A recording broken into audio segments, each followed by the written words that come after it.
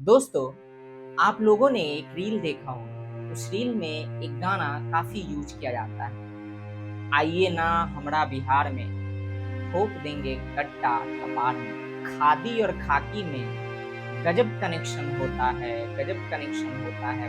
पिछले 35-40 ईयर्स से बिहार की जो स्थिति है वो बिल्कुल हूबहू जस की तस बनी हुई है। यानी कि ये जो चंद 4 लाइनें मैंने आप लोगों को सुनाई, ये तब भी बिहार के ऊपर सटीक बैठती थी। चाहे बात हम 1990 की करें, 1970 या 80 के दशक की करें, या फिर 2000 के बाद से लेके अभी तक के पीरियड। इस बीच में सरकारें आई गई, परिवर्तन हुआ, लेकिन एक चीज जो नहीं बदला वो ये कि बिहार की स्थिति, बिहार की कानून व्यवस्था, बिहार का क्राइम रेशियो, बिहार का क्राइम रेट, बिहार में होने वाली क्राइम की घटनाएं वो बिल्कुल जस की तस बनी हुई है। उसमें कोई परिवर्तन नहीं हुआ। एक बीजेपी के लीडर और व्यापारी की हत्या हो गई। मैं इसके बारे में भी आपको बताऊंगा कि किस तरीके से पुलिस की जो पूरी लापरवाही है इस घटना में वो काफी देखने को मिल रही है, और वो उभर के सामने आ रही है कि आखिर कैसे पुलिस डिपार्टमेंट बिहार में पूरी तरीके से अपराध की घटनाओं पे पाबंदी लगाने में, उसको कम करने में, उसको बिल्कुल खत्म करने में पूरी तरीके से फेलियर नजर आ रहा है। गोपाल खेमका के फैमिली के लोग इतने फ्रस्ट्रेटेड थे, इतने गुस्से में थे, और दुख में तो थे ही, क्योंकि उन्होंने अपने परिवार के एक सदस्य को खोया था, वो भी इस तरीके से। लेकिन उनका फ्रस्ट्रेशन इस देश की सिस्टम, बिहार के पुलिस सिस्टम, बिहार की जो स्थिति है उससे भी था। और वो वीडियो भी मैं आप लोगों को दिखाऊंगा कि किस तरीके से गोपाल खेमका के परिजनों ने बाद में पुलिस को जो कुछ भी कहा वो आप लोगों को भी देखना और सुनना चाहिए। दोस्तों, आप सोचिए कि जब पटना के इतने बिजीएस्ट प्लेसेस पे रहने वाले व्यक्ति, एक बिजनेसमैन की इस तरीके से हत्या हो सकती है, और पुलिस घटना होने के 2 घंटे, 1.5 घंटे, 1 घंटे के बाद आती है, तो ये कई सारे प्रश्न खड़े करती है, कई सारे सवाल खड़े करती है। दोस्तों, यहाँ पे कई सारी चीजें जो हैं वो अपने आप को कॉन्फ्लिक्ट करती हैं, और आज बात भाजपा के द्वारा किए गए वादों की भी होगी कि कैसे भाजपा के द्वारा जिस तरीके के वादे किए जाते हैं, एक्चुअल में बिहार में स्पेशली उसकी जो परिस्थिति है, जो स्थिति है, वो बिल्कुल अलग है। दोस्तों, गोपाल खेमका से पहले उनके बेटे गुंजन खेमका की भी इसी तरीके से 2018 में हत्या कर दी गई। तब भी वो न्यूज बस यूं ही चला था और उसके बाद फिर कहीं दब गया। गुंजन खेमका भी एक बिजनेसमैन थे, और उसके साथ ही साथ वो भारतीय जनता पार्टी से भी जुड़े हुए। दोस्तों, बिहार में होने वाली ये जो घटना है जिसमें गोपाल खेमका जी की हत्या हो गई है, गोली मार के उनकी हत्या की गई है, ऐसा नहीं है कि ये अभी हालिया घटनाओं में से इकलौता हो। इस तरह के कई सारे घटनाएं आपको यूं ही मिल जाएंगी। ये कई सारे सवाल खड़ा करती हैं। सवाल भारतीय जनता पार्टी के उस वादे पे, सवाल नीतीश कुमार के सुशासन बाबू कहलाए जाने पे। सभी पार्टियां वादा तो करती हैं लोगों को सुरक्षा मुहैया कराने की, लोगों को एक सुरक्षित जीवन देने की उस पर्टिकुलर स्टेट में, लेकिन इन सभी वादों को पूरा करने का जब समय आता है, जब बारी आती है, तो ये सभी लोग सिर्फ और सिर्फ सत्ता की मलाई खाने में व्यस्त रहते हैं, और जनता को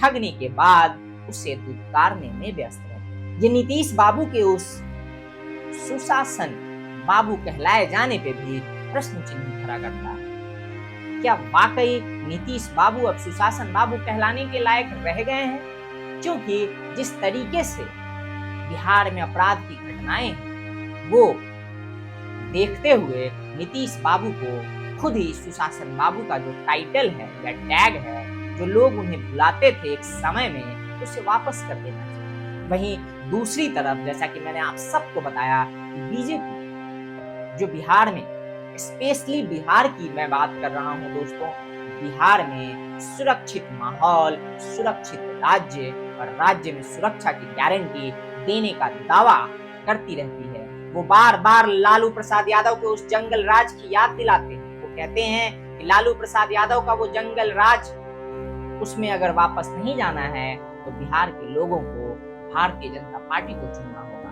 लेकिन जब इस तरह के इंसिडेंट होते हैं जिसमें सरेआम उनकी खुद की पार्टी के एक लीडर को गोली मारकर उसकी हत्या कर दी जाती है, तो ये कहीं ना कहीं उनके द्वारा जो बातें कही जाती हैं उस पे सवाल उठाता है। लेकिन इसका ये मतलब नहीं है दोस्तों कि जंगल राज इस समय से कहीं अच्छा था, या जंगल राज में जिस तरह के जंगल फैले हुए थे, जिस तरीके से एक माहौल था, आए दिन किसी को भी उठा लिया जाता था, किसी से भी रंगदारी वसूला जाता था, किसी के ऊपर भी गोली चल जाती थी, वो डिफेंड किया जा सकता है या उसको कंपेयर किया जा सकता है इस इंसिडेंट के साथ, या बिहार में अभी जो कुछ भी हो रहा है उसको।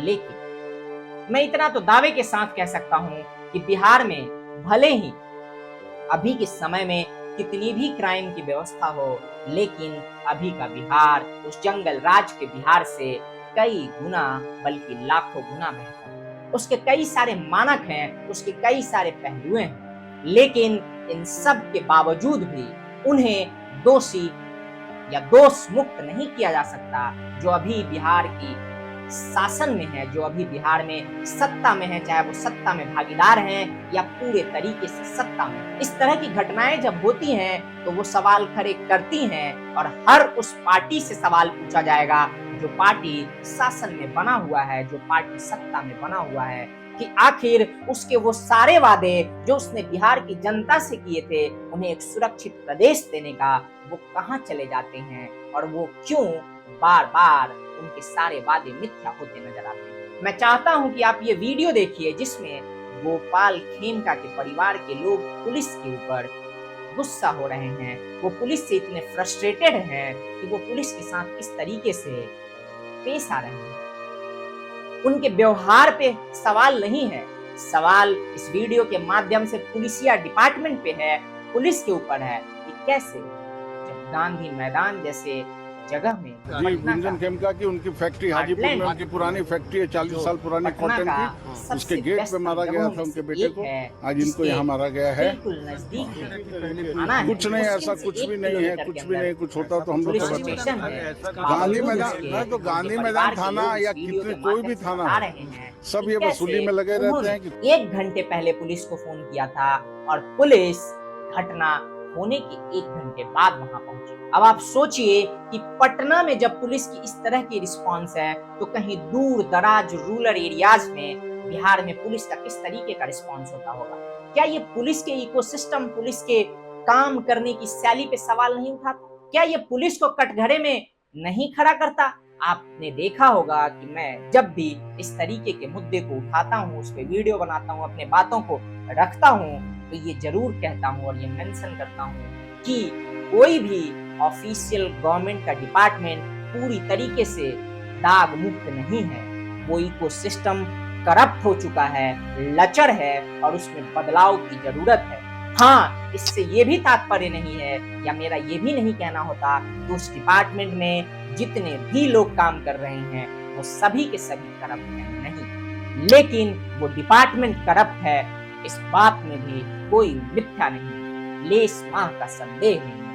दोस्तों, अब सवाल जनता से क्यों, जनता कब तक इन लोगों का, इन नेताओं का, इस सिस्टम का इसी तरीके से मोहरा बनती रहेगी? कब तक चुपचाप अंग्रेजों के जाने के बाद भी इन नेताओं के कोड़े, इस सिस्टम के कोड़े खाते रहे? सवाल जनता से है कि जनता आखिर कब अपने हक के लिए लड़ना सीखेगी, कब अपनी आवाजें इस तरह के इंसिडेंट के लिए एक साथ उठाना सीखेगी, कब अपने हित के मुद्दे को फोर फ्रंट में लाना सीखेगी। जनता को ये सोचना होगा, ये सीखना होगा, क्योंकि अगर आप नेताओं के द्वारा उठाए गए मुद्दे के अनुसार या उनके द्वारा क्रिएट किए गए इकोसिस्टम के द्वारा उठाए गए मुद्दे के अनुसार अपनी राय बनाते हैं, तो ये आप एक बार फिर से उनके बहकावे में आ रहे हैं। सोचना आपको ये होगा कि कैसे आप अपने मुद्दे उन तक पहुंचाने का काम करें और उसके आधार पे उन्हें जनप्रतिनिधि बनाने का काम करें। क्योंकि जब तक ये system from top to tier या टॉप टू डाउन नहीं बदलेगा, तब तक कोई बदलाव पूरी तरीके से विजिबल नहीं होगा। दोस्तों, मैं क्यों कह रहा हूं कि जनता को सोचना पड़ेगा, क्योंकि 2025 का चुनाव आने वाला है, बिहार का विधानसभा चुनाव।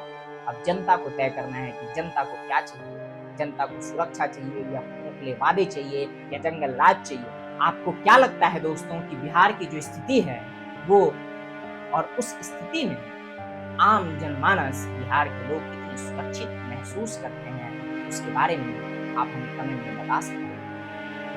बाकी अभी के लिए बस इतना ही, मिलते हैं अगले वीडियो में। टिल देन, जय हिंद, जय भारत।